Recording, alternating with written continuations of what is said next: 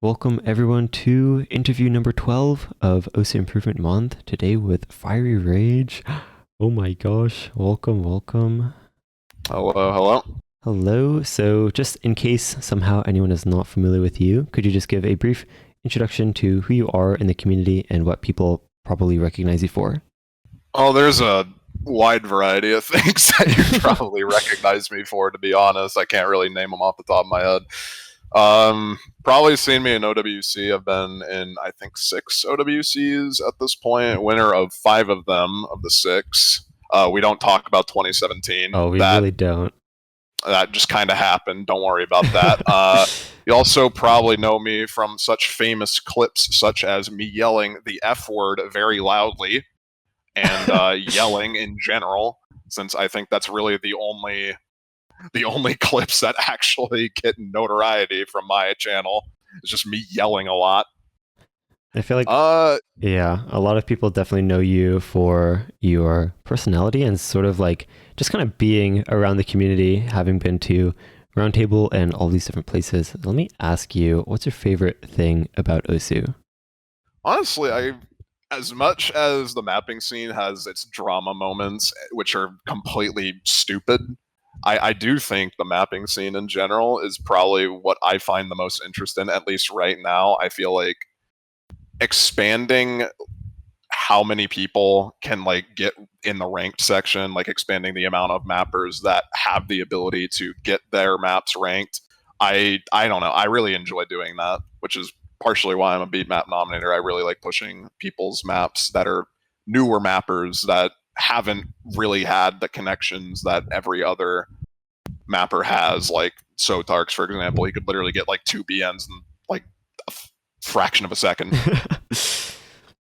I'm curious, just as a starting point, can you walk us through sort of your history, both as a player and then how you got into the mapping scene from there as well? Started in 2013. I started playing in 2013 off the recommendation of a friend and then stopped playing shortly after because I realized, wow, I really suck at this. And then I just didn't really do anything with it. I was like 14 at the time. And then I came back to it, I think, later in 2014, started really actively playing. First 100 PP, I think, was in 2015. And then after that, it just like exponentially grew into me somehow getting into the OWC team for 2016. And yeah, that's, I think, when most people probably put me on their radar is after 2016. Even though I didn't necessarily perform the best in that tournament, they generally just making that team is a big deal in of itself. As for mapping, I actually started, I think, around early 2015. A lot of my early maps were, I'm not really sure how to say bad except in a nice way, but they were not good. They were they were not good. They were very bad, and I kind of cringe looking at them Wait, I nowadays. forgot you made Dota 2 real-time strats. That was 2017. I made that just for fun. That was back when Okay. Hot Girls was a thing. Remember that? Oh yeah, That was dude. it's just everyone on there. That was a wild time. But yeah, I got my first rank map at the end of 2016. I think that was during the World Cup that year. Actually, it was the famous Corey in the House map. I really wish it wasn't famous, and I really wish that Wait. wasn't my first rank map. But that is my first rank map, so that kind of I sucks. remember that too. 2017, kept ranking maps. The main year that people are probably going to point out when talking about me as a mapper is probably 2018, 2019, because that's when I ventured into oops. Uh-oh. I'm just gonna call it the oops territory. I don't really that was a very big mistake. Doing anything that I did in 2018, 2019, that was very bad. Oh no. It was very bad. I don't think I made a single map in that time period that I ranked that I was actually happy with. I could be entirely wrong on that. I'm probably misremembering, but I it was really bad. I remember in, or like around that time, you messaged me once. This is when Sotarks was like really taking off as like the basically the new Monstrata. But you messaged me and you post like a screenshot of one of your maps in the editor. And he was like, you're like, dude, look at this pattern. Like everyone's going crazy about Sotarks, but I'm literally solving PP mapping. And it's like, it's just going to come out of nowhere. Like they're not going to know it. The funny thing about that, by the way, everyone knows me as the vertical jump 1-2 guy in the mapping community, but the funny thing about that is that I actually took that from Bearism, the if you can't hang map. That was where I originally got the vertical jump idea, and I was like, wow, these flow very, very well. I was really surprised that no one actually utilized those types of jumps in any map. For the most part, like the meta up to that point was just Sotark's maps, and his jumps are either very good or they just play like ass. Like there's pretty much no in between. Like you can either have a good PP Sotark's map, or you can just have one that just does not play well at all. So, yeah, if you can't hang map, I remember you specifically mentioning that like you were referencing that map when talking about your patterns. You were like, dude, just think about the jumps in those maps. Like the vertical jumps super easy, the horizontal jumps very hard. So that was like kind of your justification, not really justification, but you kind of used that map as an example. Yeah, that was primarily why I oriented myself more towards those jump patterns. I don't do that anymore now. Like when I map now, it's either, I mean, I'm trying a variety of different things, which is why I haven't really ranked the map this year under my own name. I've just been trying different things, experimenting with different styles, seeing what I can do personally, because I don't really want to go back to that style in 2019 where it was literally just, how can I make this the most comfortable map in existence? And that was it. Like it wasn't about actually making a map. It was literally just, how can I make this very easy to play and also increase the star rating? Well, what are some things that you learned from that time period? It was a horrible mistake to ever go into PP mapping. That was one thing. But I mean, I guess the positive change that came out of it was the PP changes afterwards, because I think when my map started really taking off, people started realizing a lot more that, wow, aim is pretty broken. So they decided to nerf it a lot because of that. And now you have it going the opposite way, granted, because I do think it was kind of nerfed a bit excessively. But yeah, in general, I feel like that's probably one of the positive changes that came out of it. But in terms of what I learned personally, I don't know, to be honest. It's a mixed bag for me. I feel like I'm glad that I had the experience of being one of the more notorious mappers in the community, but at the same time, it's kind of hard for me to get rid of that reputation and then just continue progressing as my own, as a mapper myself. Oh. Trying to like even granted, I still do those sorts of maps which abuse the system sometimes. Kaibutsu is one of them, but it's not really abuse because the inherent gimmick of that map was fast sliders, and if you miss a slider and you're literally just like not getting PP from it. Oh, right. So I don't know. It's hard to move on from that, I guess, and that's, I don't know. That's probably one of the things that I regret the most, is just not realizing that at the time. So, as a beat map nominator, I'm sure you've looked through many maps, both good and bad, trying to assess if they're worthy of the ranked category. So, let me ask you, what makes a good map? This is actually like the hardest question I have ever been asked in my life. Oh my god.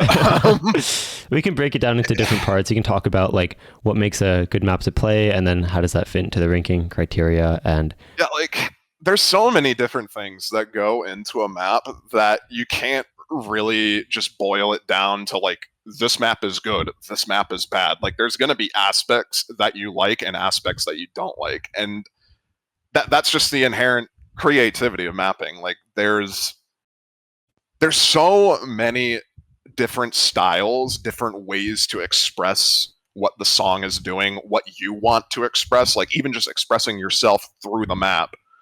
There's so many different ways to do that in standard, especially.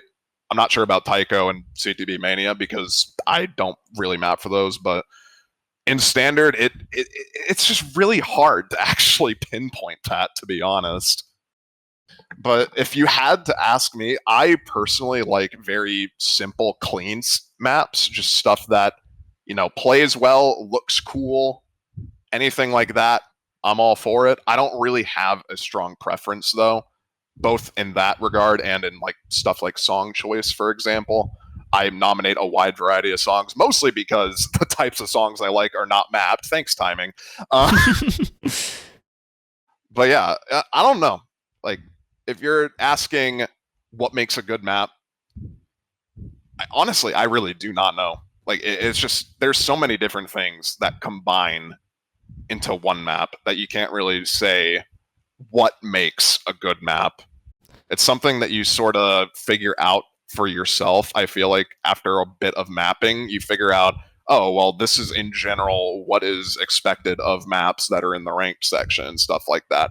But even then, like, a lot of graveyarded maps people can say are very fun, and even though they have no chance of getting ranked, people say they could be good maps, and that's perfectly fine. Like, it's everything is opinionated.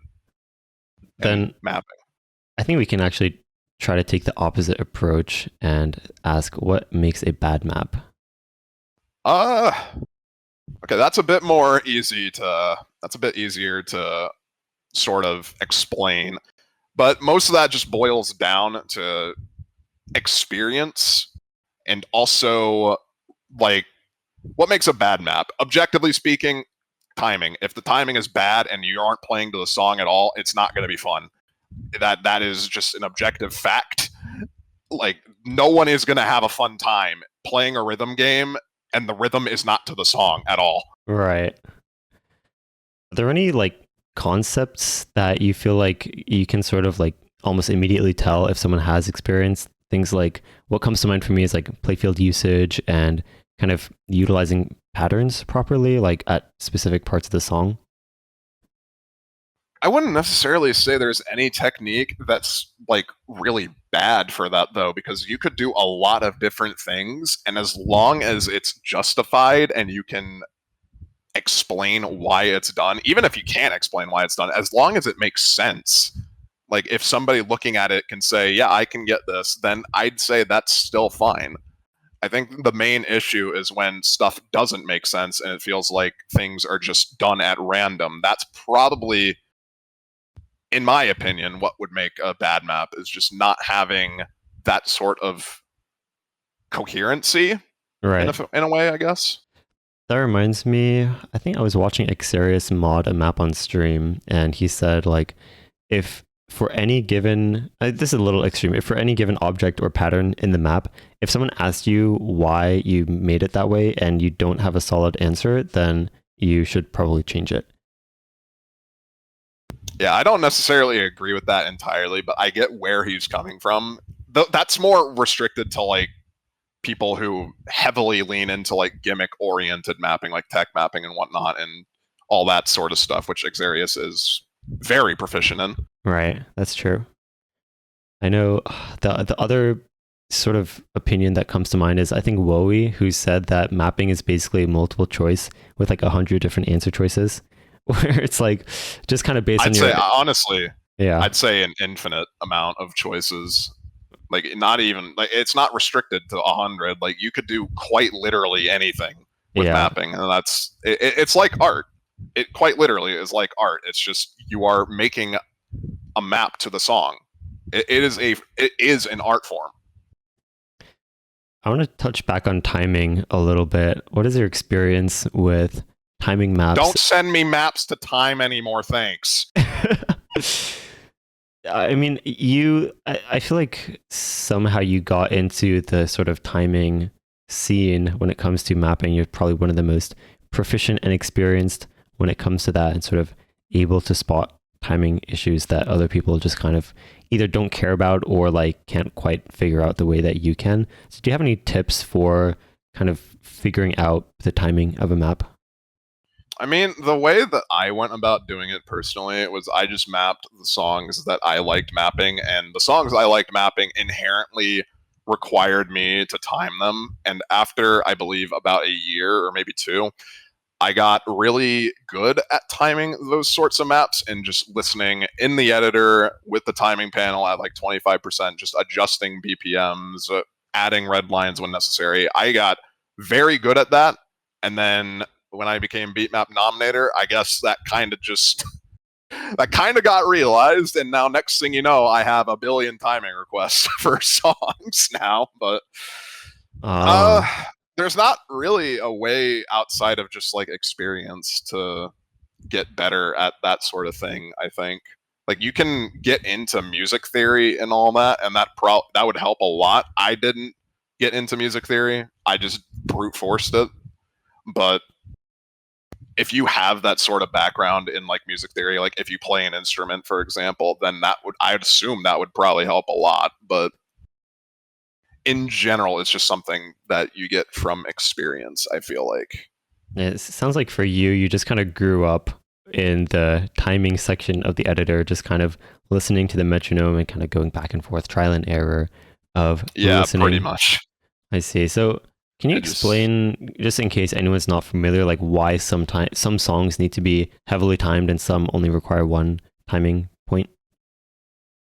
Well, the songs that require one timing point usually use a metronome or some form of editing software to make it so that all the beats line up to a metronome pretty much. A lot of more modern songs take that approach, so that's why a lot of songs released pretty much in this decade or the 2000s in general, a lot of them are just single BPM. But prior to that, when you get into like the 1990s and beyond that, metronome usage wasn't really as common. And as a result of that, the drummers and guitarists, what have you, all of them just play.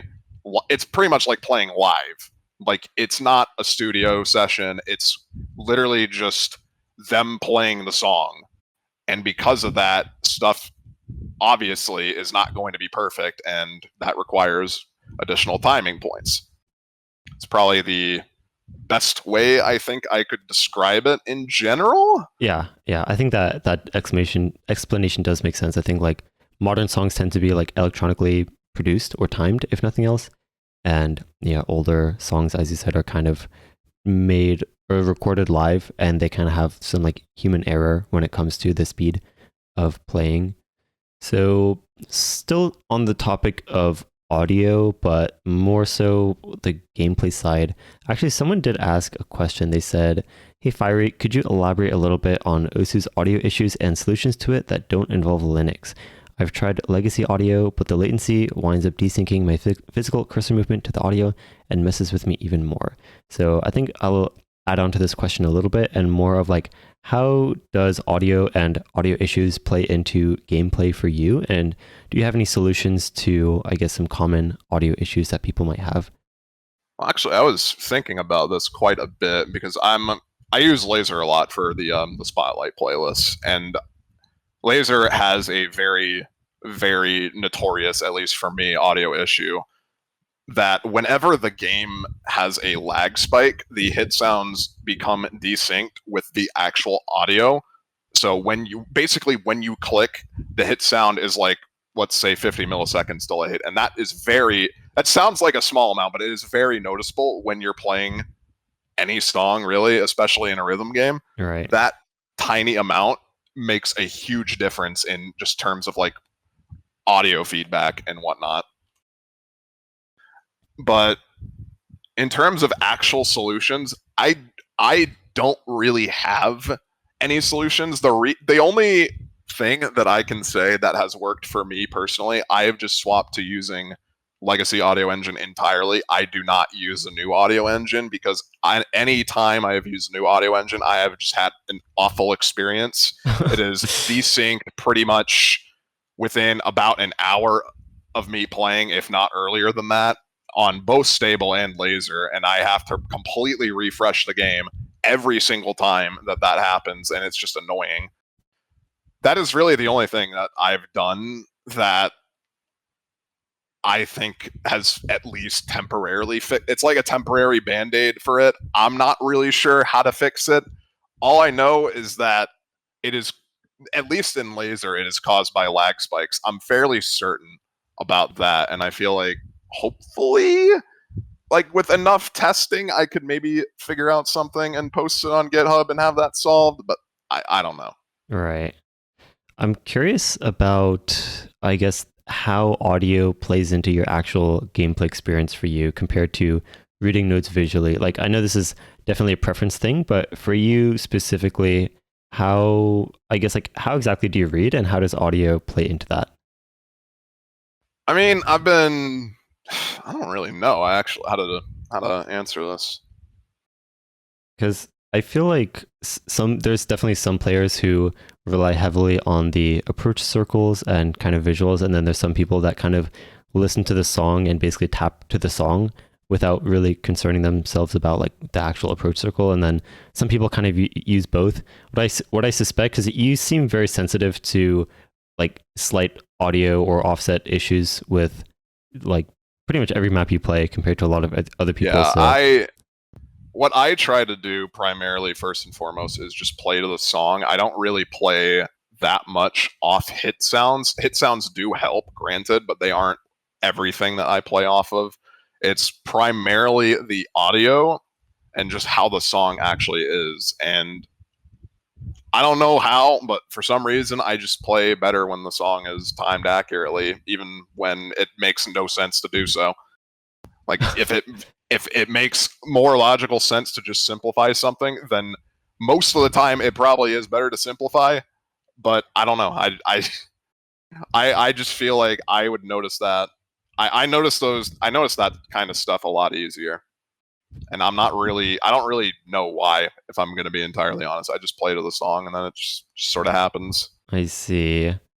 I'm curious about. So I think you, as a player, are definitely known.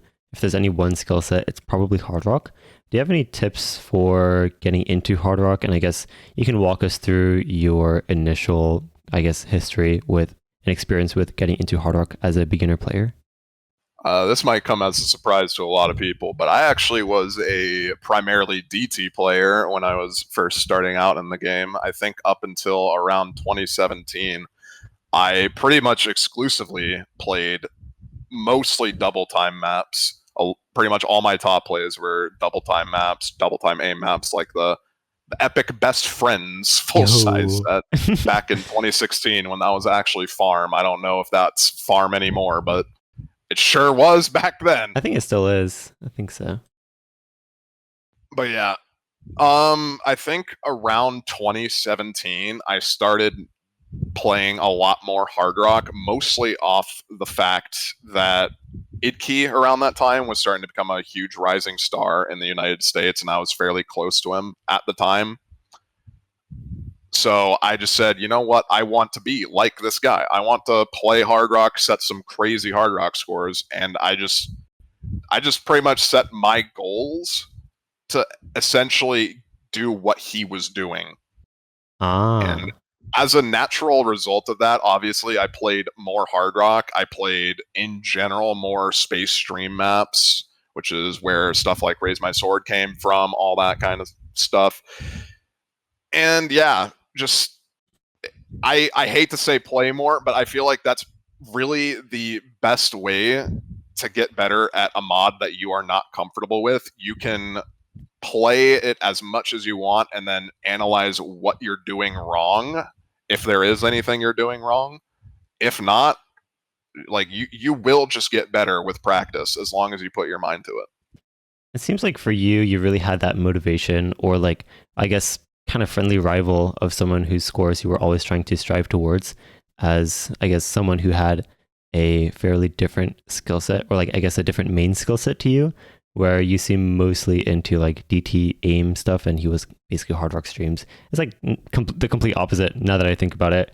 But yeah, I feel like having that kind of friendly rivalry and motivation is probably a pretty big factor. Yeah, like if you have somebody that you're improving alongside with, and you have somebody that you can compare yourself to and are friends with, that you won't really mind if they're like if they're better than you, then what happens happens. You know, like it's not going to be a big deal. If you have that sort of friendship with somebody, then I feel like improvement goes a lot faster because you become a lot more motivated to actually practice and put yourself out there in those situations that you're not entirely comfortable doing. Yeah, I think one thing I've started learning through all these interviews is that I think improvement comes the fastest and the most easily when it's a byproduct of playing the game in a different way that's not just kind of focused on improvement. Like improving as a byproduct of just trying to beat your friend's scores in this case, for example, where it's like you're playing the game and just the sheer amount that you're playing just because you're having fun with it will result in improvement as a byproduct. Essentially, yeah. So aside from the types of maps that you play, I think a lot of people know you for your specific play style and the way that you play, both with being a mouse player and also full alternating. So can you touch on how your play style came to be? Was it just a complete preference thing, or did you experiment with things in the past and things like that? I think I don't remember exactly how I started playing when I first started playing like really actively. When I first started playing, I just used mouse buttons, which was terrible. Don't do that. That's the one recommendation I could give. Don't play mouse only. I don't know how Cena does it. It is impossible. Sina or Haga plays Yeah, Haga. with click X. It's a little different, but there's players like Gasan It WW. still does not make sense to me. I don't know how anyone does that. I'm gonna be entirely honest Okay, with you. actually, I realized that Haga was a top Taiko player before playing standard, which I think probably played a big role in their play style. Yeah, because like I think so, because it's like kind of alternating between two hands. Yeah, I guess I can sort of see where you're coming from in that regard. Yeah, if they do a full all play style in Taiko, then yeah, that would sort of transfer over to that. Just sort of, I don't know. I find it hard to click while moving the mouse at the same time, especially like in a coherent rhythm. That's I don't know. It's impossible for me. You do actually click on spinners though. Well, yeah, but I have mouse buttons disabled now. I used to do that very actively just to keep control of my mouse. I still do it sometimes, but in general, it's just mostly a preference thing that I developed over time. I just do it because it gives me a bit more control over the mouse when I'm spinning, which makes me spin a lot faster, which is what I've noticed. But yeah. I know you've touched on this topic a couple times here and there, but I feel like every mouse player gets asked if they're going to switch to tablet or their thoughts on tablet, or if, have they ever tried tablet? So can you sort of touch on all of those tablet related questions? I have tried tablet, I think twice prior. One time, I think in 2018, and then another in 2016. And both times, I don't know, I just didn't really like it. The main issue that I have with tablet is that I've I've never really had the best grip with holding pens or pencils in general. Like my hand gets very tired after extended periods of me using a pencil or a pen. So that transitions over to tablet as well. I can't really hold a pen or pencil very long until my hand starts to cramp. Mouse, I don't have that issue. So I don't know. It's just anytime that I try, regardless of me trying to regardless of the fact that I'm going to play like complete balls for the first few days of me swapping the tablet, I don't know. I just can't get over that limitation, I guess. Well, I think the price you have to pay, so to speak, is basically mouse drift. Is that something you can give advice on for people who are struggling with that as a mouse player? I'm actually struggling with it right now because I'm swapping to a new mouse. Well, not really new, but somewhat new. Mostly it's just transitioning from a wired mouse to a wireless mouse. It's still the same brand, but in general, dealing with mouse drift is just sort of building muscle memory from the way I've experienced it. It's mostly trying to figure out when's a good time to lift the mouse, when's a good time to adjust yourself and whatnot. And all that just comes sort of naturally from what makes you the most comfortable. At least that's the way that I feel about it. Yeah, it almost seems like as a mouse player, you kind of have like an extra, like when you're learning how to play a certain pattern for the first time, like, I don't know, a pentagon linear thing, for example, it's like you have to kind of practice the muscle memory and feel what your cursor is supposed to do. But it's like as a mouse player, part of learning a pattern is also learning how much it affects your mouse drift and if it's possible for you to adjust your mouse drift on it and things like that. Sort of like incorporating mouse drift and your ability to adjust it during that pattern is sort of like a part of learning all these different patterns and like your memory of them. It's very interesting. Is there a reason why you switch peripherals? And I guess what's your history with changing peripherals in the first place? And I guess do you have thoughts on changing your peripherals sort of in general? I'm probably the worst person to ask for this because I've held off on changing pretty much anything about my setup for the longest time because I always have that nagging fear in like the back of my head that if I swap to something else, what happens if I don't reach the same level with that new technology or whatever that I'm using? Right. That is always in the back of my mind, and primarily because of that, I've been using up until now the same mouse, the same mouse pad, pretty much same everything since 2019. That was the only time I think in my at least competitive tournament career that I have ever swapped mice was in 2019. And even then, it wasn't really that big of a swap. It was just trying to get used to the new mouse feed and whatnot. That was pretty much the only main issue that I had when swapping. Oh, so you got the same mouse pretty much? Pretty much, yeah. It was just an updated version of it. It was, I believe, Razor Death Adder. I forgot what it was. 2013, I think it was officially called, and then I swapped that for the Razor Death Adder Elite in 2019. Ah, and then very recently, I think you switched to a wireless mouse from wired as well. Yeah, I swapped to the Death Adder again because it's the only mouse that I found that has ever fit my hand size, unluckily. Death Adder V2 Pro, which is what I'm using right now, and I'm still trying to get used to it a bit, but what was your motivation for switching to it? I'm not gonna lie, it was because I didn't get on the OWC team. Oh. I wanted to try, like, now more than ever, I don't have to worry about tournaments right now. Right. I might as well just try something new because I feel like I've been sort of handicapping myself at the exact same sort of style because I've never wanted to change anything about my general style or how I play.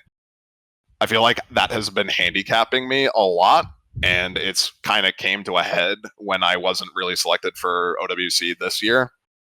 So, as a response to that, I just said, well, you know what? I don't really have anything to lose from trying new things now. Like, I'm not in a tournament. No one's going to care if I do bad. So, might as well just try it and see how it goes. On the topic of tournaments as well, someone asked, mostly for fieryrage, how do you approach practicing pools or specific mods that you don't enjoy while preparing for a tournament match? So before we touch on just mods that you don't enjoy, I want to sort of ask more generally how you prepare for tournament matches and practicing map pools. That's also something that I've been wanting to change, so I'm probably going to change how I approach this myself when I get back into tournaments. But as of right now, primarily what I do is I just set aside time each day to go through whatever maps that I'm probably going to be playing. I'm not going to be playing No Mod 2, No Mod 5, stuff like that. The streams and the stamina and the speed. I'm not going to bother touching those because there is no way in hell I am ever going to be in for those, even if I somehow manage a good score on them. Which is honestly, I kind of recommend against doing that. Like, if you are bad at something, it's better to just play what you're bad at rather than just avoiding it entirely. But yeah, the practice routine that I had prior was just essentially grinding out and trying to memorize the map, each map, and figuring out what patterns are the hardest so that I can prepare myself for those patterns, and then when match day comes, just hope that I don't miss. So it sounds like you've gone through a lot of different strategies when it comes to practice. Are there any strategies that you kind of tried? I guess you kind of mentioned that sort of memorization strategy you're kind of straying away from, but are there any practice methods that you tried in the past that you kind of learned don't work? I don't really remember any practice routine that I used prior to 2018, which is when I established, I think, this routine that I'm using right now. So I can't really say, to be honest. I'm not really too sure. So aside from the map pool practice aspect, there's also the picking strategy. Actually, during Whitecat's interview, I asked him stuff about pick strategy, and he said, "Oh, you should ask Fiery. He's a lot better at this than me." So pressure's on, maybe. No, just kidding. But do you have any tips for picking strategy, tournament ban strategy, things like that? The stuff outside of actually playing the maps. Well, I will say it helps when you have an opponent that you're very familiar with, like you know their strengths, you know their weaknesses. If you're going up against an all-rounder like Utami or Malashevsky, good luck, I guess. The strat in that case is ban what you are bad at and pick what you are good at. Right. But in general, as long as you know in general what the other player is good at, you can sort of pick and ban around that. If it's a team setting, whatever the team is good or bad at is generally what I look at first. And then after that, if that doesn't work, then I'm just going to say, all right, what maps does our team not want to play at all? And what maps do we want to play and have fun playing? That was what I went into Corsace with this year. That sort of mentality, and it worked out pretty well. So how much does the fun factor of you actually liking the map versus not liking the map, how much does that actually play a role in the maps that you pick and ban? In Corsace, I feel like it played a bit more of a factor than I wanted it to. Like, I very much emphasized picking maps that we wanted to just have fun on primarily throughout the tournament, which led to some kind of questionable picks, especially in the final stage. But as a whole, I don't know, to be honest. I mean, I do remember some times, I think United States Cup, I don't know, one of those years, 2019 maybe, where there were a couple maps in the map pool feedback channel where you're like, man, this map is complete garbage. And then the match day comes and T1G posts a screenshot of, you guys picked this map despite you saying that you hated it. And then you're like, yeah, well, just because I hate the map doesn't mean it's not a good pick for us. So that sort of thing. Yeah, I mean, that was sort of, in general, USC has a lot of those types of maps where it's like, it's good at testing a skill set and it's very good for specific people, but the map itself, I'm probably more sensitive to it personally because I'm a mapper myself, but if the map itself sucks, then it's kind of just it's kind of doomed. What, from becoming a mapper and becoming experienced with mapping, has that helped your gameplay in any way? I wouldn't say necessarily, but it has helped in just general like knowledge of how to use the editor and how to read patterns, I suppose. It's probably the best way I can put it. I think that's really the only thing that has massively helped me on. So do you feel like you use the editor to like check certain patterns when you're trying to learn a map compared to you in the past? Yeah, like in the past, I would have pretty much never touched the editor, but nowadays I go in the editor, try and figure out exactly what this pattern is doing, what rhythm it's following, especially with the invention of modern Nomad 6 rhythm hell maps. I really like going into the editor and just figuring out, all right, what is going on here? What am I supposed to be doing? Right. Are there any like basic tips you have for people, or like basic explanations for those who aren't really familiar with the editor, or like they kind of know what the editor does, but like they don't really know what to look at specifically? Like, I feel like if you're just looking at it from a gameplay perspective, there's a lot of stuff you can ignore. So, what are the few things that you feel like are important for you to actually care about when you're just looking at the editor for gameplay purposes? The only two things that really matter are the playfield itself and the timeline above where the rhythms are placed, or well, the notes for that matter. Yeah. And then, Because there might be some wonky rhythms like 1/6, 1/3, those different snapping divisors, the ones that change BPM all the time. It takes a while to get used to, I think, but in general, I feel like it would probably help a lot of people just looking at like the editor in general and just saying, oh, so that's how this pattern plays. I'm over aiming this, for example. Like you could right. get the same feeling from a replay, but I think in the editor it also applies. I know one thing is like sometimes reading the length of a certain stream, it's like you thought a stream was 8 notes, but it's actually nine, or you thought it was nine, but it's actually 10. Yeah, That that sort is of also stuff. another thing that is very, very much that is very helpful to look into the editor if you So, have any instance like that. right. I'm curious for you, sort of being the most decorated player when it comes to the World Cup, having the most World Cup wins. What how does the United States team practice, and like what do you feel like makes them stand out more than any other team? Is it just the fact that their players are super good, or is there a specific way that they practice, or what would you say makes the United States team so strong? I think it's mostly a sense of just friendship and bond between the team itself. It's something that's been definitely reinforced over the years, 2020 and 2021 in particular. I were pretty much like you didn't think you were playing a tournament. Like you wouldn't even think you were playing a tournament. You just were having fun with friends. But even regardless of that, that's just on the match day. Like prior to the match, of course, the practice regimen we had was pretty much just practice as much as you can or do whatever works best for you. In my case, it was practice as much as I can so I could figure out what maps I'd be good at and what maps I can have to memorize and all that sort of stuff. But yeah, there's a bit of freedom with, in general, how people practice on the team. And I imagine it's probably not going to be any different this year.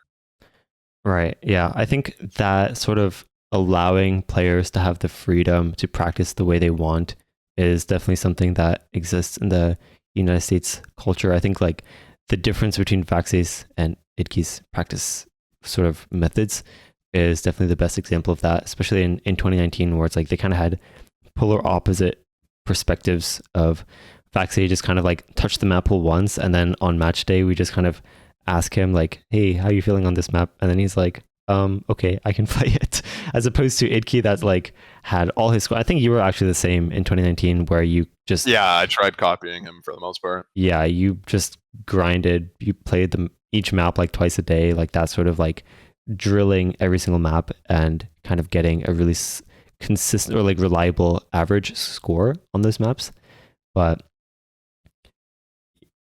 yeah, I think, let me think. Do you have, I guess, is there any other things that you feel like the United States team has done differently, even with, I don't know, I guess anything in general? What's your sort of experience with like even like the nerve control aspect? Is that something that you feel like changes depending on the team that you're playing on? Not really. I think the nerve control aspect mostly just boils down to whether or not you have been in a tournament situation before with a lot on the line. I feel like a lot of that just boils down to that primarily, and just whether or not you can control yourself and maintain your composure. Are there certain The team, strategies you've used? I mean, deep breaths always helps to calm anyone down, really. But other than that, uh, I've noticed that drinking water sometimes helps a bit. That's why Oh, I drink a lot of water in general when I'm streaming. It's for that sort of purpose. Also, just to keep yourself hydrated, which is obviously good. But that reminds me of your ice cube method in Core Saves 2020.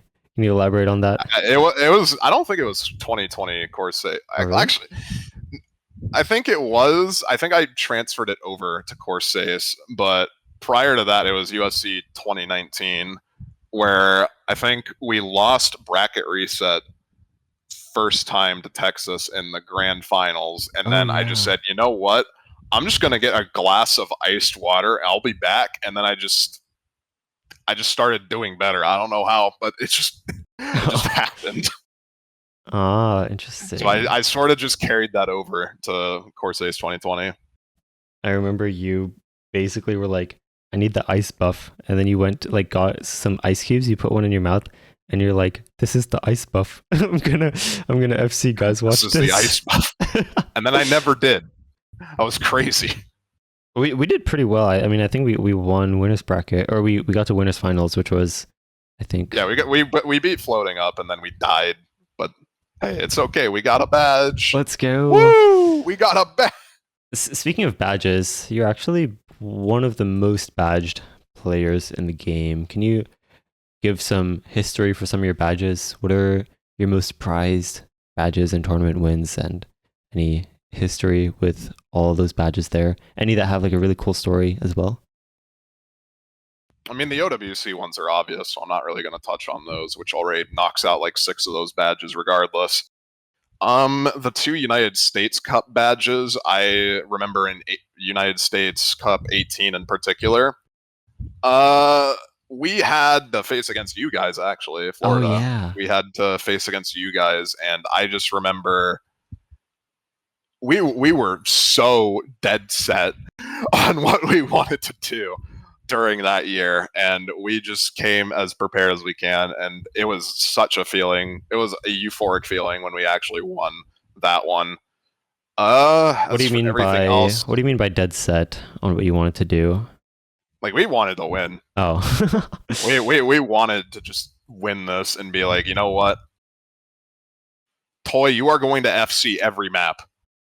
That is, I think that's actually what I told him verbatim. Oh no, But I yeah, miss Toy. I mean, Toy moved on. He's doing other things now, so That's true.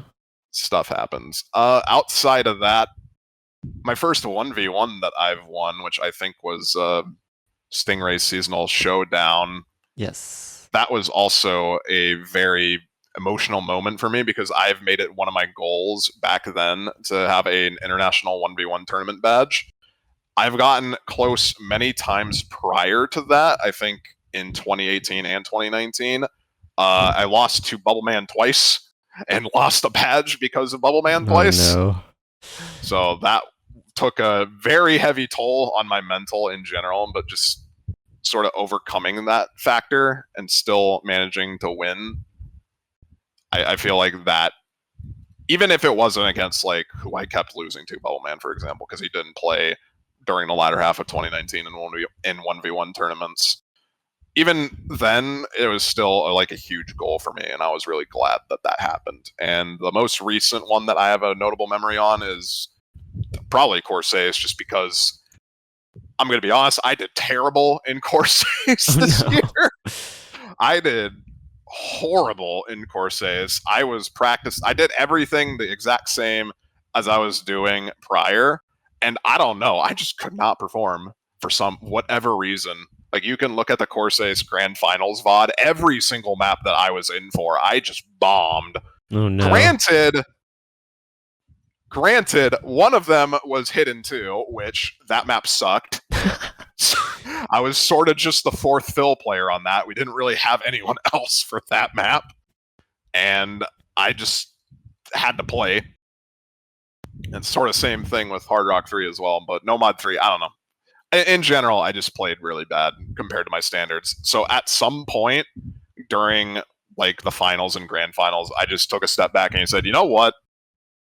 I have a team. I'm just going to use my team. And from that point onwards, I pretty much just prioritized what my team is good at. And I prioritized putting them in over me. Like stuff like Nomad 4, for example, the tech maps and whatnot. Usually I'd insist that I go in for them, but because I was playing bad, I just said, you know what? Nah, we're just doing that. And then when we actually won Course Ace, that was, I mean, you can hear it in the comms. Right. It was crazy.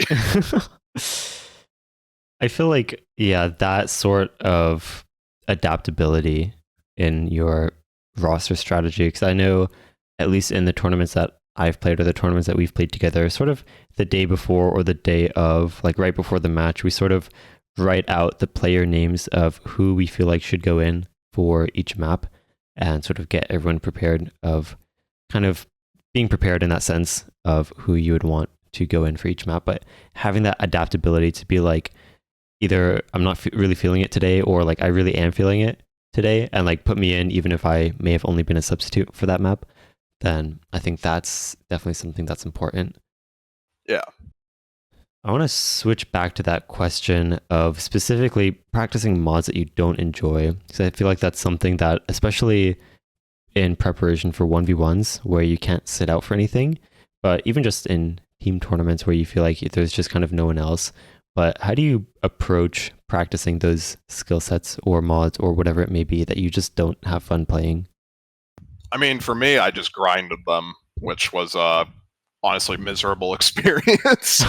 I didn't really have like, I feel like you improve better when it's something that you obviously want to be doing. Like if you want to get better at something and you want to push yourself to get better at something, and you find maps that are enjoyable with pushing that aspect, like for example, AR edits on whatever if you want to get better at low AR, or BPM edits if you want to get better at speed. Stuff like that, I feel like is how you would get better as a whole in skill sets that you're bad at. Just forcing yourself to like play, let's say, standard hidden twos. If you absolutely hate low AR hidden, playing a hidden two is not really going to be a fun time for you, because you're going to play it and then realize, wow, I can't play this at all. Like taking those baby steps is very important, I feel like. Just like you have to gradually figure out where your level is at, and then from that point you can make like practice difficulties, adjust BPMs, adjust AR. If you're going for precision, adjust circle size on maps that you enjoy playing, and from there gradually you'll just get better normally.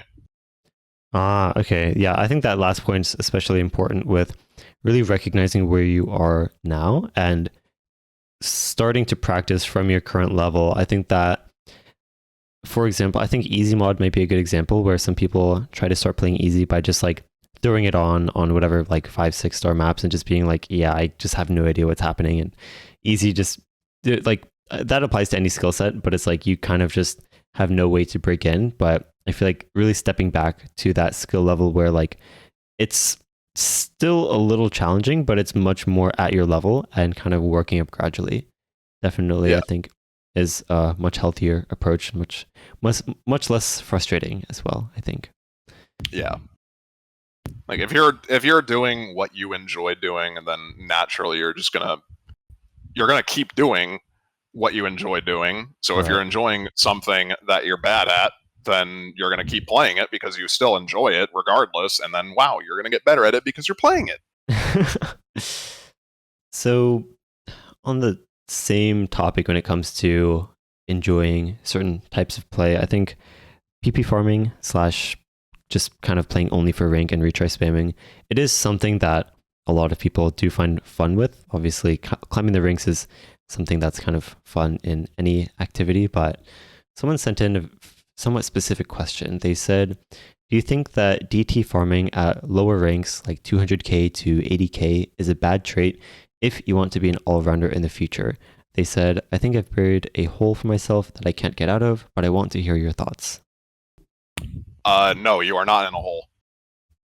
I will say that much right now. I'm pretty sure every single top player that has ever started playing this game has started as a DT farmer, because that's literally the easiest way to get like your first 100 PP, 200, 300, all that stuff.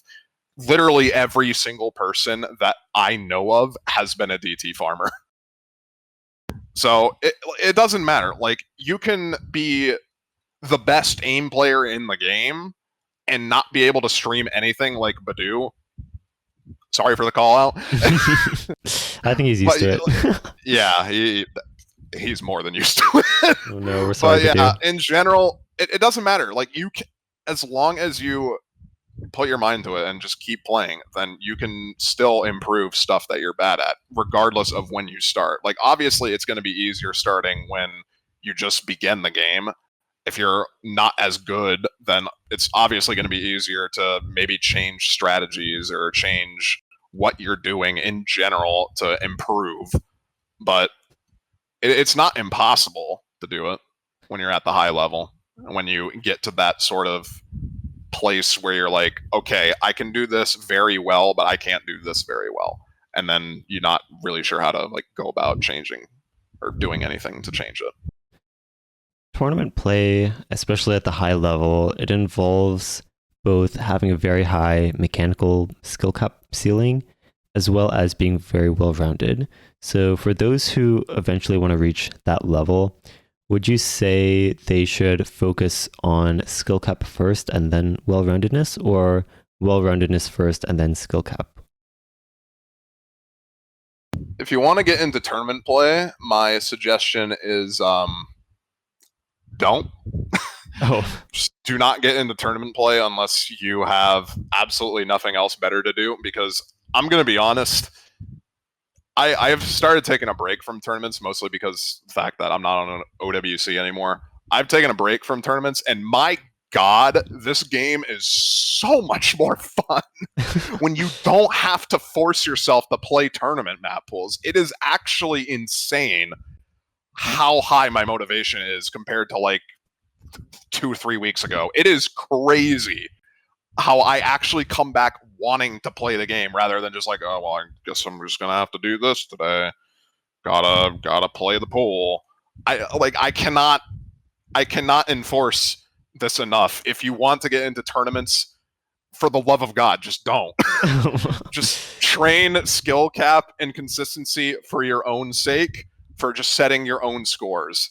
That is probably the best way to improve for tournaments in general, because at that point, you're not doing it for a tournament, you're doing it for yourself and for scores that you want to get. But just doing it for a tournament, I don't know. That in general, I just think that's really dumb.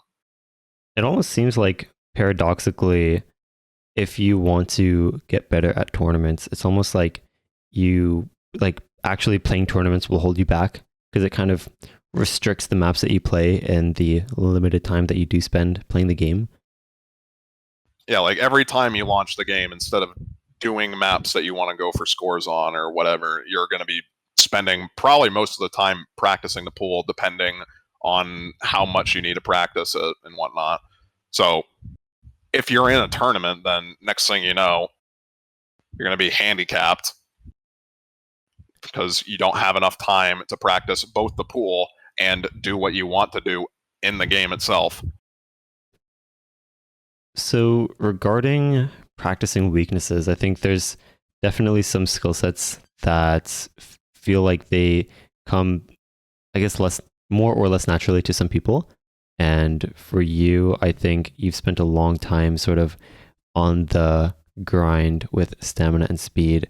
Are there any lessons you've learned as someone who really didn't have those skill sets come naturally to you and kind of still actually reaching a decent level, especially with streaming stamina? Is there any sort of recommendations you have or lessons that you've learned for training those skills? I think it's more a matter of just consistently trying to push that sort of skill set that you're bad at. That more than anything is probably going to be what gives you that improvement. Just continually trying to grind for that. Obviously, playing the maps that you enjoy playing, like I said prior, but I don't really know how to answer this one because I'm not gonna lie, I've tried so many different things, and it does feel like at some points that I've just like hit a wall that I can't go past. Everyone's gonna probably say it's a mental factor, a mental barricade, but I'm not too sure if necessarily that's the entire case. I'm not really sure how to describe it, honestly. In general, it just feels like I don't know. How much do you feel like, I mean, I'm sure you've experimented with like many different, techniques, hand positions, things like that. How much do you think technique really matters when it comes to tapping abilities? I'm like the worst person to ask on this Oh, because really? I genuinely don't know. Like I've tried so many different things that I've probably confused myself more than anyone else. Like I've tried so many different techniques, so many different tapping styles, different keyboards, different heights of my hand. I've tried a lot of different things, and I don't know. I feel like at this point, I've probably just confused myself more than anyone else, and just completely like I just completely destroyed what I want to be doing. I Oh, don't know. no. It sounds like the sort of core principle of just staying consistent with your practice does seem like it kind of trumps all of those other things that you've experimented with, it sounds like. Yeah. So I'm curious about warm up specifically, especially as someone who's played so many tournaments. First of all, how do you warm up in general? And does that change on tournament days? And are there any specific ways you warm up to or sort of prepare either the night before or the day of to really make sure you're playing at your best? Well, primarily now I start warming up my tapping prior to like any play session. I just try warming up and figuring out, you know, how to tap again because I feel like we've all been there where we've wanted to do a hard map and just immediately play a hard map as soon as we get on, but your hand just doesn't work. I feel like we've all been in that sort of situation, so I try to avoid that just by warming up on like slow maps and just figuring out. I don't know. The way I would describe it is figuring out how to move my hand again, but that's not really the best way of describing it. Kind of like getting your hand to move again. Yeah, just like getting used to it again after not playing for like say a day or so. That's what I've been doing now to warm up. And from that point on, I just sort of play. For now, I'm just playing whatever maps I find enjoyable that I want to go for scores on. But prior to that, I'd probably be playing a tournament map pool and practicing, for example. Are there any specific things that you try to do before a match, or do you just kind of treat it as any other session? Aside from playing the map pool, of course. It's mostly just treated like any other session to me, which I'm not too sure if that's the best way to go about it. Probably isn't, but Well, I don't know if there's a like right or like I said, wrong. I'm like I said, I'm in a sort of phase where I'm experimenting with a lot of things. So I don't know the answers myself because I'm changing a lot of different things right now, and I'm just trying to figure out,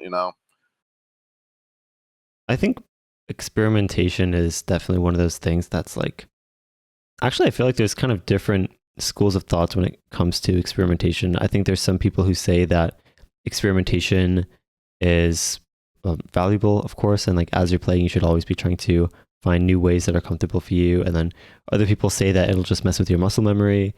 What have you learned through this process of finally experimenting with your setup? Do you feel like it's something that's worthwhile that other people do or should try doing, or do you feel like it doesn't really make a difference in the long run? I know it might be a little early to ask, but I'm still curious if you have any thoughts. I mean, I do think experimentation is probably better than most people give it credit for. Like, you're never going to figure out what works and what doesn't work if you don't try. And that's pretty much that's Oh, one of the main learning factors is just like you have to figure out what works and experimentation is going to help you with that. So right. I think that especially plays a role. That I know there's oftentimes people ask other players for advice on like if a certain playstyle would be worthwhile. Like, oh, should I change my sensitivity? I'm having trouble with my aim, or like, should I try switching my keybinds, or should I try index ring or index middle? And as you mentioned, I think the real way to get those answers is to just experiment yourself, and that'll give you a better answer than anyone else could give you. yeah. So, On average, how long would you say your OSU sessions are? And do you feel like there's a certain length that's either optimal or too long, especially when it comes to making enough time to actually practice and improve? I usually play for around 2 hours at most because that's just what I figured is best for me. Because after that point, I start getting very sore, and I just said, you know what? I don't really want to worry about overdoing it, so I'll just cap my play sessions at 2 hours or around that and do something else for a while. There isn't really an ideal time, though. I feel like everyone can play different lengths of time. Like I've seen people play this game for like 8 hours and they somehow don't get tired. Like I don't know how that happens, but sure, I'm all for it. Good luck. Good luck. Right. Honest. I there's like I don't know. It's so varied. It's kind of like hard to give a specific time that's like, yeah, you should do this. You know, Right, right. That's true. that's kind of the same way with a lot of things in OSU. It's just you can't really give a specific answer for them. Right. At least that's how I feel. Yeah, I'm glad you point that out actually, because I think through kind of, even if you just look through like all like just looking at people's playstyles and hand chems, it's like so apparent how like vastly different everyone, even just at the very top, plays, and kind of goes to show how, thankfully, I would say, I think this is one of those games where it's very, very preference based, which can actually throw people off who kind of come from games that have like a strict meta and things like that. But yeah, I think as you emphasized, I think this is one of those games that's very, very preference based. So I want to switch gears a little bit to, I guess, mentality towards improvement and comparison, things like that. So I think the first question I'll ask is, what are your thoughts on comparison and comparing yourself to others? Do you think there's a healthy way to go about it, or do you feel like it's always bad? Any tips about comparison in general? Oh god, I'm the worst person to ask on this question. Oh my god. I mean, we were talking about how friendly competition can definitely help you improve a lot.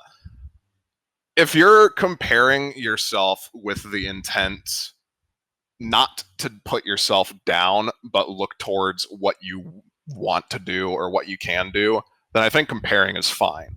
But comparing it in any like negative form is never going to be a good thing. It's never going to help you. Like you will just end up going down a rabbit hole where it's just like, well, this person can do it. Why can't I? I've had so many times where I've been like that. Like I see, let's say, a 5-digit pass on freedom dive.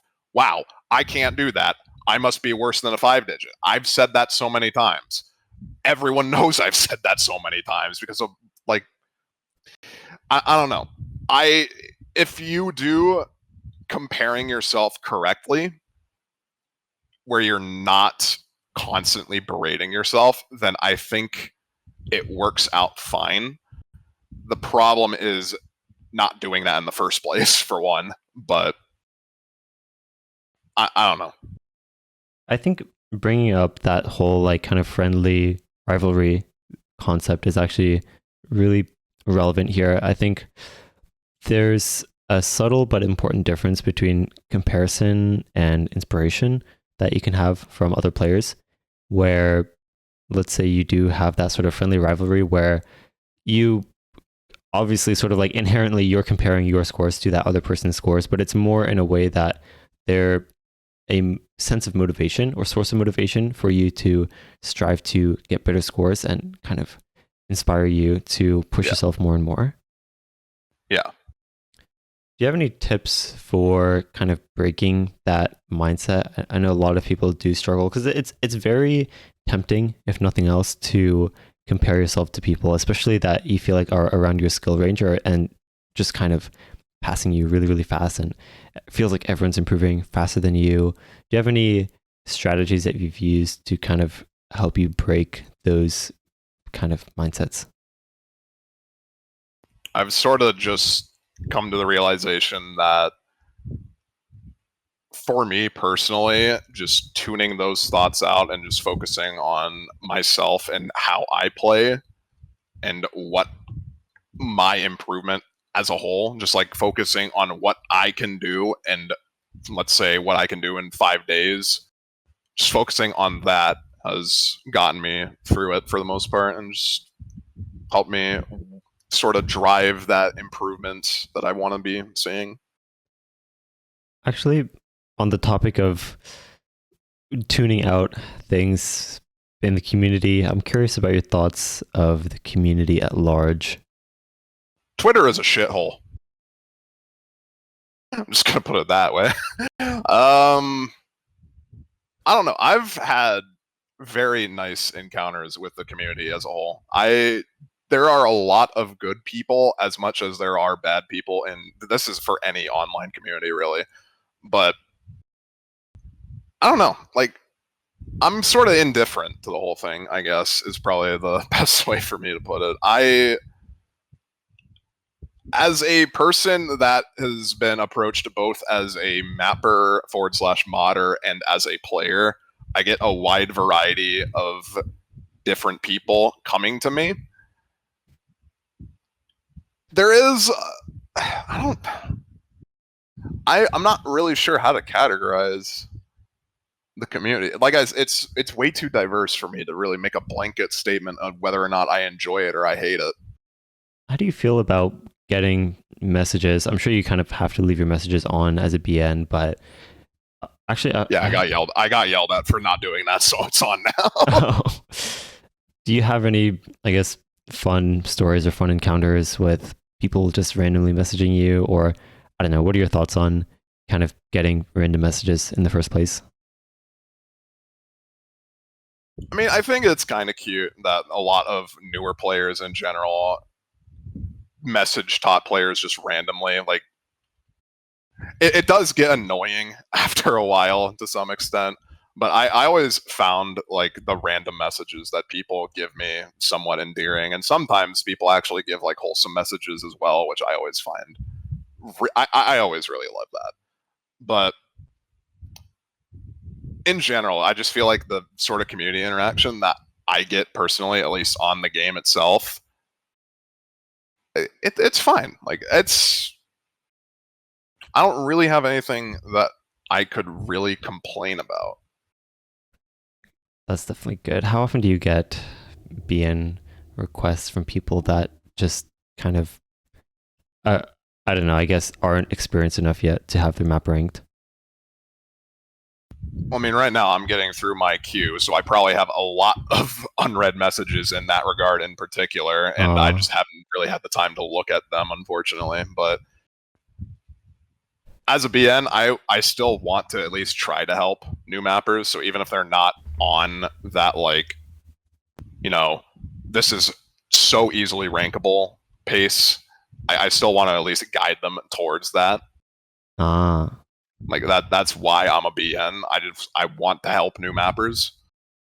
I don't want to just be like, okay, this is unsalvageable, throw it in the trash. Like I don't want to do that. I know a lot of BNs that have that mindset.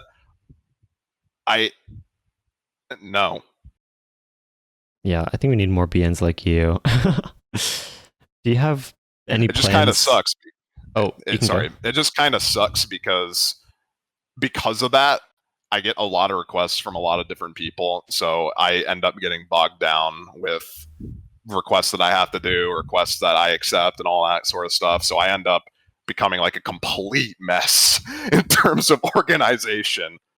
And it just ends up being like a complete, it ends up being a complete disaster for the most part for trying to like mod stuff and get stuff in order, all that sort of thing. I still do try my best though.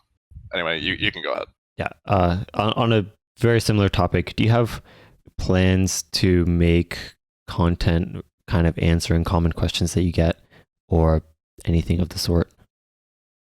I have actually been told by numerous different people that I should just straight up make a timing guide because that would reduce my workload overall. So Yeah. I'm not the person everyone approaches for timing. I could just point them to the video and be like, look at this video. This is how I time. Just follow this and you'll probably be fine. I've been told to do that by so many different people at this point that it's not even funny. I guess the main issue that I have with just sort of content creation in general, mostly with YouTube, is like trying to actually edit down the videos. I don't really have editing software. I used to have Vegas. The Oh. last time I used Sony Vegas was when I was 12 years old. So you can imagine how well that's going to go if I try going back into that. All right. I think this is a call to action request for anyone who wants to edit Fiery's videos. So I'm not sure it's a call to action because I can't really pay you either. well, I'm like barely. I'm sure we'll find a way for you to get those videos out there. I do want to ask a couple more questions. Actually, since we're talking about mapping, someone asked, when you nominate, do you separate the map from the player? For example, would you rank something depending on their status in the community? So obviously, I think there's some quote unquote biases that are hard to avoid. Like you do at a certain point, like it's not like you can just very easily ignore the mapper name, but and you did also mention that you kind of do try to give newer mappers a shot more so than, especially more than other BNs do. But how much would you say you really separate the map from the player? I mean, I can't really say whether or not I do a good job at it or not. It's mostly just these mapping questions are really hard. No, you're good. I guess at a certain point, like you sort of expect certain mappers to give maps that are just like, okay, well, you're gonna guaranteed get a good map from this that you're probably not gonna have to mod that much. And I feel like that's what most BNs tend to go for to some extent, is just those maps where they don't really have to do that much modding. They can just be like, oh, this map is fine, whatever. Right. I feel like that's primarily what most BNs do. I could be entirely wrong, but from what I've seen, at least, I've seen a lot of BNs tend to do that. And I try to stray away from that. I don't really want to, like, if there's a mapper that I'm modding that I know can make excellent maps and makes very good maps, I try to not take that into consideration and still offer suggestions and what I think would be better for the map in general. I think so. I don't know. I try to put the name as far away as possible. Yeah. I think, and when we do talk about that, I think really what that looks like is kind of still looking through the entire map and kind of giving it your fair assessment, regardless of who made it and if you really recognize their name. Although I think if I had to guess, the reason why a lot of BNs do kind of favor mappers they're already familiar with is because it just saves so much time of kind of that almost social proof, but not really, kind of already sort of trusting that mapper to have made something that's decent quality, so you don't have to dig down. And then like I think for some people also, it's like once you've responded, then you feel like you're kind of committed to continuing to give them advice no matter how new they might be, and that can be very time consuming. A lot of like BNs aren't getting paid for what they're doing, so you're basically just doing community service, and whether or not you want to dedicate fully to that is up to you, like it is in real life. So do you feel like there needs to be more BNs, or do you feel like the current amount is kind of, it works well enough, or do you feel like there's something that needs to change about the BN system? I'm probably not the best person to ask for that, because I honestly don't know. I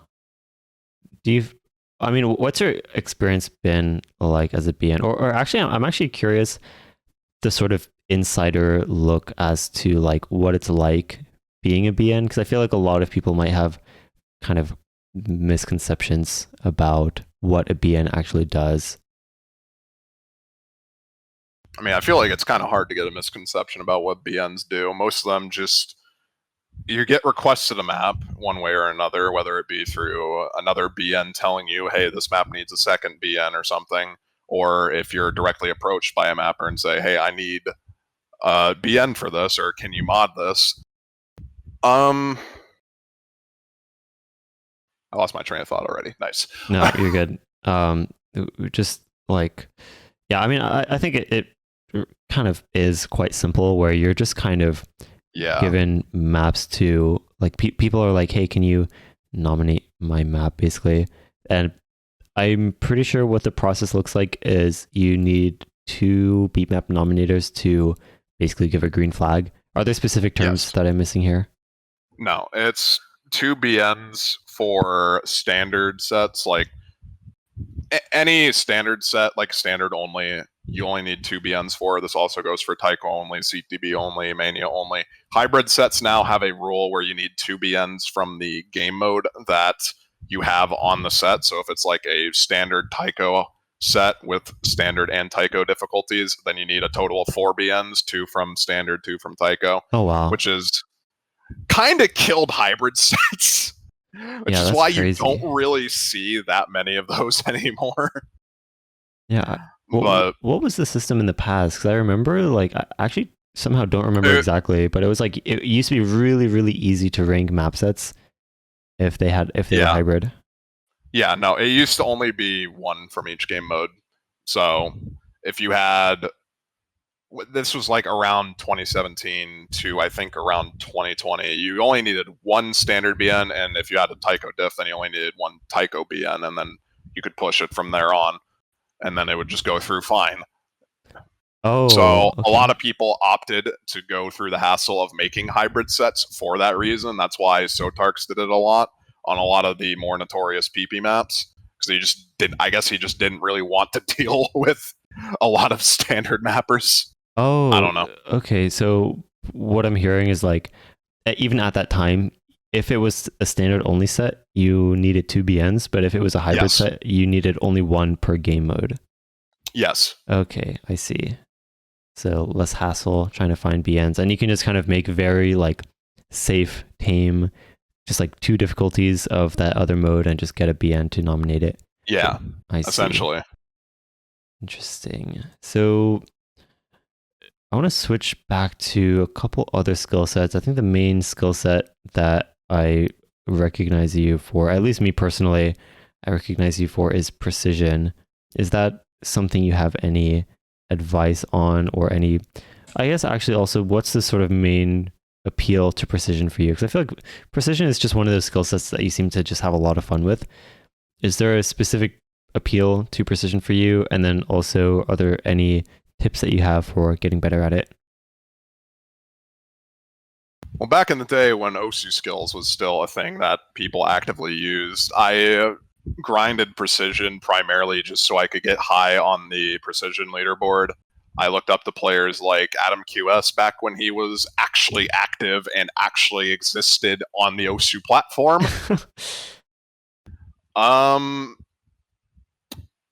As a whole, getting better at precision, I'd say editing some of your favorite maps to be at a higher circle size would actually probably be beneficial, because while you already know what the map is going to be like for the most part, editing the circle size forces you to be more precise with where you're aiming, and that indirectly is going to be training. Well, not indirectly, directly is going to be training your precision. So I think that's probably the best way to go about improving precision, and from my experience at the very least. Obviously, if you wanted to, you could just go immediately to CS7 maps and slap on Hard Rock for 3-star CS7 maps and be like, hey, I'm playing CS9. Wow. Yes. Yes. I don't really think that's the best way of going about it, but you can do that. Yeah, editing maps to smaller CS, like maps that you already enjoy, like you mentioned, I think that's like probably one of the most underrated ways, not only because there's like kind of not that many small CS maps out there otherwise, but also like you already have fun with those maps. So especially maps or songs that you like but have become a little too easy for you, then you can kind of edit the CS and still get some pretty good value out of playing those to improve. And the same thing goes for lower AR as well. Like you can just edit the AR on a map to be lower if you want to get better at like hidden reading or something.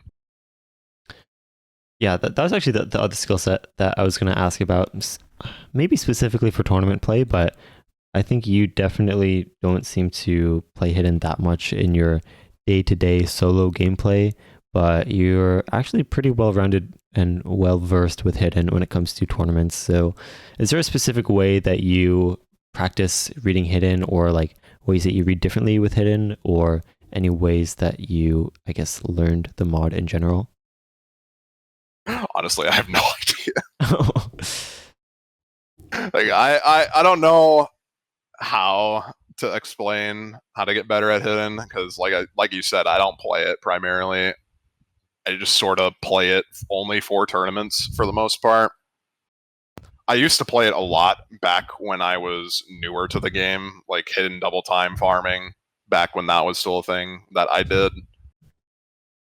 But I don't really do it that much anymore just because I don't really need to outside of tournaments, or don't really want to, rather. I don't know. I honestly don't really know That's okay. about that one. I think a lot of well-roundedness for you really comes down to just grinding and slaving away at tournament map pools, and just Yeah. even the maps that you didn't want to play, or even the maps that you didn't feel like you were going to go in for. It seems like there's a lot of just kind of grinding and grinding on those maps. Yeah, pretty much. So I'm curious if you have any overall kind of advice that you feel like applies to most people in general. Do you have any, like, obviously there's kind of play more and things like that, but is there any like niche sorts of tips that you feel like you've learned throughout your OC journey that you think can really help other people? I mean, outside of the ones we already touched base on just through the course of the interview, no, not really. Like, I think I've said pretty much everything that I have to say in regards to just of like how to improve at certain things and whatnot. So I don't really have anything else that I have to really say about those. Actually, a couple questions about the community itself. I think you've been around for almost 9 years at this point. So having been through so many Hey, it's been phases, 9 years. oh no. Yeah, having been through so many Oh my god, it phases, has been.